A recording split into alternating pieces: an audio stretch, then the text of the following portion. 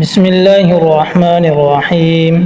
السلام علیکم ورحمۃ اللہ وبرکاتہ۔ سامعین مکرم، آج کی اس ویڈیو میں حضرت ایوب علیہ السلام کا واقعہ آپ کے سامنے شیئر کریں گے، تو اس سے قبل آپ سے گزارش ہے کہ آپ میرے چینل کو سبسکرائب کریں، ویڈیو کو لائک کریں، شیئر کریں اور ویڈیو کو مکمل دیکھیں۔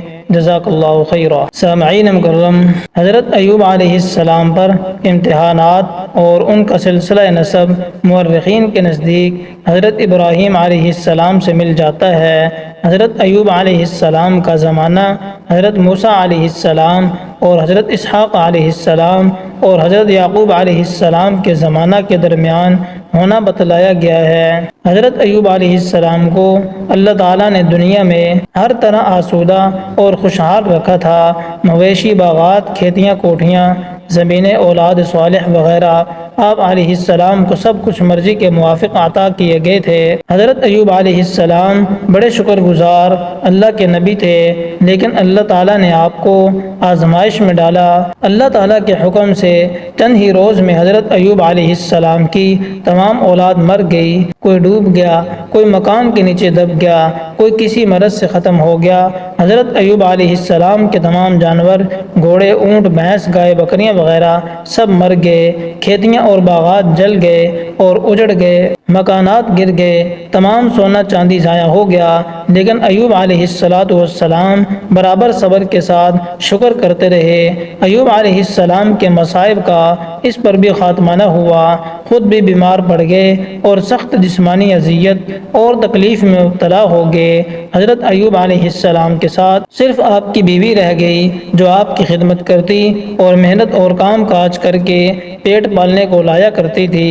کئی عرصے تک ایوب علیہ السلام ان امتحانات اور مصائب میں گرفتار رہے۔ جب حضرت ایوب علیہ السلام کی آزمائش شروع ہوئی، اہل و عیال مر گئے، مال فنا ہو گیا، کوئی چیز ہاتھ میں باقی نہ رہی، تو حضرت ایوب علیہ السلام اللہ کے ذکر میں اور بڑھ گئے اور فرمانے لگے: اے تمام پالنے والوں کے پالنے والے، تو نے مجھ پر بڑے بڑے احسانات کیے، مال دیا، اولاد دی۔ اس وقت میرا دل بہت مشغول تھا، اب تو نے سب کچھ لے کر میرے دل کو فارغ کر دیا۔ اب میرے دل میں اور تجھ میں کوئی حائل نہ رہا۔ غرض یہ کہ حضرت ایوب علیہ السلام کئی عرصے تک امتحانات میں مبتلا رہے۔ جب اذیت اور تکلیف اور دشمنوں کے طعن و تشنید حد سے زیادہ گزر گئے، بلکہ دوست بھی کہنے لگے: معاذ اللہ، یقیناً ایوب نے کوئی سخت ایسا گناہ کیا ہے جس کی سزا ایسے ہی سخت ہو سکتی تھی، تو ایوب علیہ السلام بہت بے چین اور مضطرب ہوئے اور اللہ تعالیٰ کی بارگاہ میں سر بسجود ہو کر دعا گو ہوئے اور مصائب کے دور ہونے کی دعا کی۔ اللہ تعالیٰ کو اس طرح پکارنا تھا کہ دریائے رحمت امڈ آیا۔ رب ذوالجلال نے حضرت ایوب علیہ السلام کو پہلا سال مال و منال دیا، نئی اولاد بھی پہلے سے زیادہ ہو گئی۔ اللہ تعالیٰ نے زمین سے چشمہ نکالا، حضرت ایوب علیہ السلام اس سے پانی پی کر اور نہا کر تندرست ہو گئے۔ تھوڑے عرصے میں سارا مرض ختم ہو گیا، حالات معمول پر آ گئے۔ حضرت ایوب علیہ السلام کو انتہائی آزمائش اور تکالیف کے بعد تندرستی، اولاد اور مال عطا کرنے میں دو مصلحتیں بیان فرمائی جاتی ہیں۔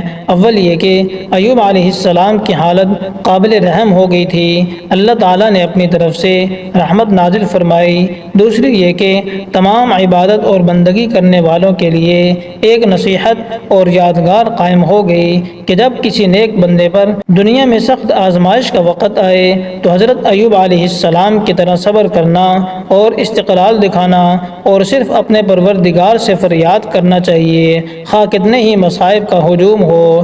اللہ سے منہ نہ موڑیں اور مرکز توجہ اللہ کی ذات کو ہی سمجھتا رہے، اللہ تعالیٰ اس پر نظر رحمت فرمائیں گے۔ انسان کو چاہیے کہ کسی حالت میں بھی اللہ تعالیٰ کی رحمت سے نا امید نہ ہو، کیونکہ مایوسی اور نا امیدی کفر کا شیوہ ہے۔ اللہ تعالیٰ ہمیں عمل کی توفیق دے۔ تو سامعین مکرم، یہ حضرت ایوب علیہ السلام کی آزمائش کا واقعہ تھا۔ تو امید کرتا ہوں کہ آپ کو یہ ویڈیو پسند آئی ہوگی۔ اگر آپ کو یہ ویڈیو پسند آئی ہے تو آپ اسے لائک کریں اور شیئر کریں۔ السلام علیکم ورحمۃ اللہ وبرکاتہ۔